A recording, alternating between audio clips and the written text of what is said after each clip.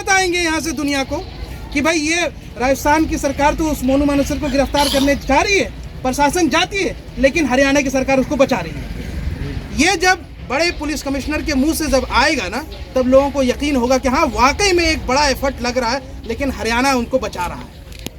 अब चूंकि मामला, चूंकि अपराधी तो हरियाणा के हैं और उनको संरक्षण वहाँ मिला हुआ है, आप ये तवक्को बिल्कुल भी ना करें कि वो हमारा साथ देंगे।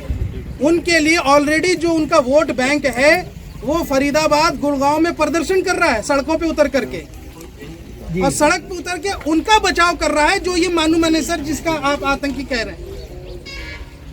तो जब ऐसे लोगों का वो यहाँ से बचाव करने के लिए प्रदर्शन कर रहे हैं तो आप कुछ उम्मीद रख सकते हैं उनसे? बिल्कुल कोई उम्मीद मत रखिए।